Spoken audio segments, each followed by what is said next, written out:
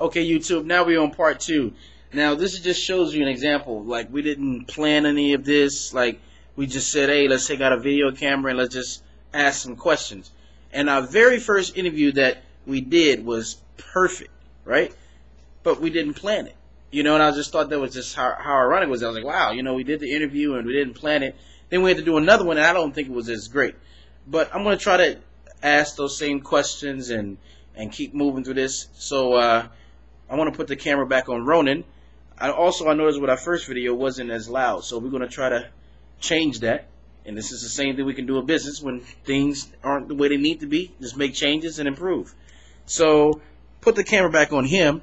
And Ronan, the last question I was going to ask you was, we were talking about Americans and how they view things that are different.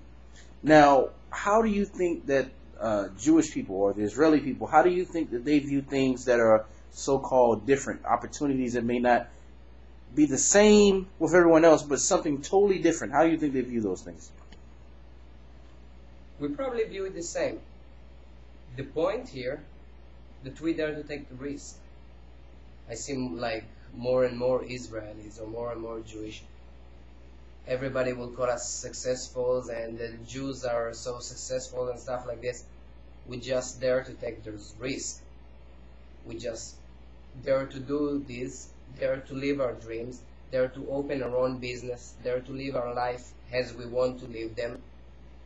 So we success more. That's why you can see more Israelis or more Jewish, how do you name it, it doesn't really matter, more successful, more rich, in higher positions. Because you think that with Jewish people or Israelis, what happens, the only difference between them and the Americans are that they just take more risks. They're not afraid to take the next step or things like this, you know? Exactly. We learn at school the same math, same classes, but after school we dare to do with it something.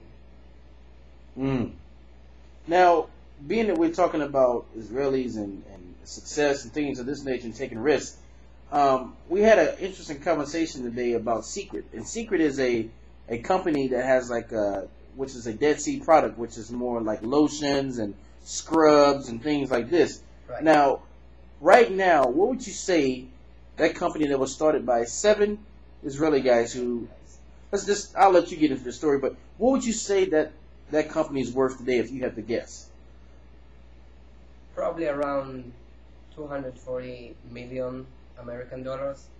$240 million. Okay, now, here in America, we love business sometimes, but the way we do business is when we want to do big things, we got to take out big loans, $100,000, $1 million loans, because we believe that things can't start from the bottom up. We want to start making this money right away. So just tell me a little bit about these guys. How did they start their business? So yeah, it will sound funny, but the secret of secrets is start with what you have right now. What do you mean by that? 7 guys finish the army, look at the wallet and say, I have this much, I have this much, what can we do with it? Open one kiosk. Came to America for the first time after the army, open a small kiosk in a mall, sell a little bit of products from the Dead Sea cosmetics, and see. So you will think, okay, one kiosk, how big can you make? And you can see how big can it be after it. They finished with 250 carts kiosk all around the USA. Now, do they just invest in mall businesses, or do they do anything else? What else do they do? They start in only with carts, kiosks in the malls. Right now, they have real estate, pubs, restaurants, coffee shops, all around the world. So, do they have real estate in like Las Vegas, different places, or? Yeah, Las Vegas, in the Far East. They have companies in Australia, of course back home in Israel, pretty much all over. The base is really the US. They're all living here in the US. So when these guys started their business, what age would you say they were? About 22. 22 years old. Yeah. Wow. Now, don't get me wrong. There are American people here in this country that, you know, they start young and they're very ambitious when they're young. But a lot of times a 22-year-old either has just graduated from college, or maybe still in college if they started college late, frat parties, things like this, whatever, you know. Yeah, I know. Wow. Okay. Now, we're going through a recession right now.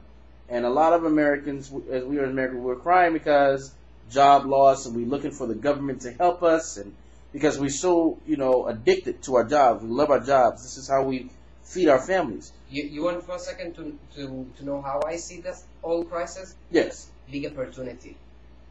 You lost your job? Great. You don't have the job anymore. Let's put all our effort to create something on your own.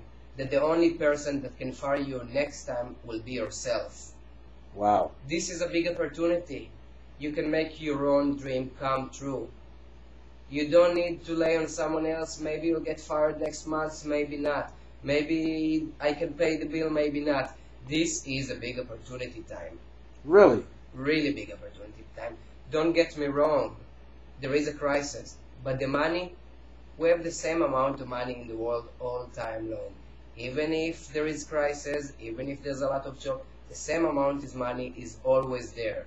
Some want to take it, some too scared to take it. Wow, because a lot of Americans are complaining now. We're saying like, oh, the government should help us and they should create more jobs and things like this. Who do you really think should create jobs? Who should be doing the creating? Help yourself. Mm.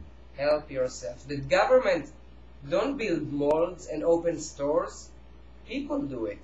Mm. People that live in their dreams do it. Mm. People that one day wake up and says, I want to do what I want to do. Mm-hmm. Make those malls open. Make those stores open. Make those companies that we all work for them open. Just like everyone else can do. It's not something that we say, oh, he's that smart. Only people like him can do it. Oh, it's about luck. It's a gift from God. Those people are just you and me that take the risk, that got on the right wave and do it. Wow, so that's some strong advice. So basically, you're saying that we should stop asking the government for help, and we should go out and help ourselves and create things. We should be doing this now. That's instead right. of and making the economy stronger and creating opportunities for other people. That's right. Mm. Wow, that was some good information. I don't even know where we're at from time. I'm going to go ahead and cut that off, so I'll make sure that it's on YouTube. And for all you guys out there, just give me comments. I'm sure you will. And sorry for that first interview. If you have any questions for Ronan or anything like that, it's advice, because it seems like he really knows what he's talking about here. And that's some good advice that we need. Just leave the comments, and I can send you his information. So until next time, signing off.